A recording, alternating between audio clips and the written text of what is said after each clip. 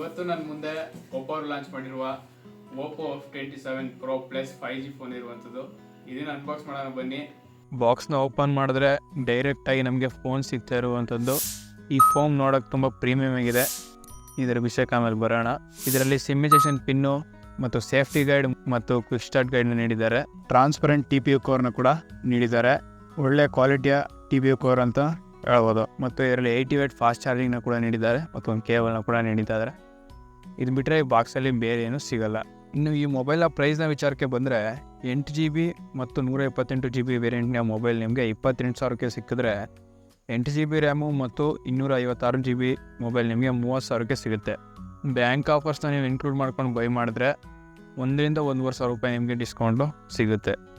ಇನ್ನು ಈ ಮೊಬೈಲ್ನ ಸ್ಪೆಸಿಫಿಕೇಷನ್ನ ನೋಡೋದಾದರೆ ನಾವು ಬೈ ಮಾಡಿರುವಂಥ ಮೊಬೈಲು 8GB ರ್ಯಾಮು ಮತ್ತು 128GB ಸ್ಟೋರೇಜ್ನ ಹೊಂದಿರುವಂಥ ವೇರಿಯಂಟ್ ಮೊಬೈಲು.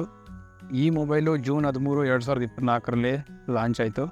ಡ್ಯೂಲ್ ಟೋನ್ನ ಹೊಂದಿರುವಂಥ ಬ್ಯಾಕು, ವೀಗನ್ ಲೆದರು ಮತ್ತು ಗ್ಲಾಸ್ ಫಿನಿಷ್ನ ಹೊಂದಿರುವಂಥ ಸೆಂಟರ್ನ ಕೊಟ್ಟಿದ್ದಾರೆ. ನೋಡೋಕ್ಕೆ ತುಂಬ ಪ್ರೀಮಿಯಮ್ ಆಗಿದೆ. ಮೀಡಿಯಾಟೆಕ್ ಡೈಮೆನ್ಸಿಟಿ 7050 ಪ್ರೊಸೆಸರ್ನ ನೀಡಿದ್ದಾರೆ. ಇದು 6nm ಟೆಕ್ನಾಲಜಿಯಲ್ಲಿ ಬಿಲ್ಡ್ ಆಗಿರುವಂಥ ಪ್ರೊಸೆಸರು.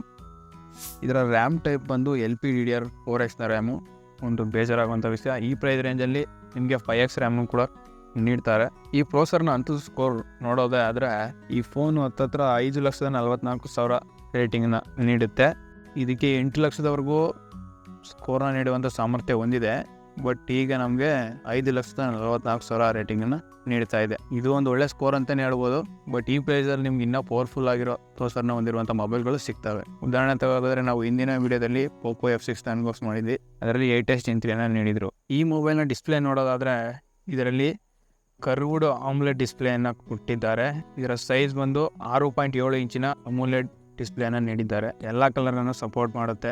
ಡಿಸ್ಪ್ಲೇ ತುಂಬ ಬ್ರೈಟ್ ಆಗಿದೆ. ಫ್ರಂಟಿಂದ ಆಲ್ಮೋಸ್ಟ್ ಬೆಜಲ್ ಕಡಿಮೆ ಇದೆ ಅಂತಲೇ ಹೇಳ್ಬೋದು. ಮತ್ತು ಇದರಲ್ಲಿ ಕಾರ್ನಿಂಗ್ ಗೊರಿಲ್ಲಾ ಗ್ಲಾಸ್ ವಿಕ್ಟಸ್ 2ನ ಕೂಡ ನೀಡಿದ್ದಾರೆ, ಪವರ್ಫುಲ್ ಗ್ಲಾಸು. ಮತ್ತು ಇದರಲ್ಲಿ ಒಂದು ಪಂಚ್ ಹೋಲ್ ಕ್ಯಾಮ್ರಾ ಕೂಡ ನೀಡಿದ್ದಾರೆ, ಒಂದು ಒಳ್ಳೆಯ ವಿಷಯ. ಈ display 120 Hz refresh rate support ಮಾಡುತ್ತೆ.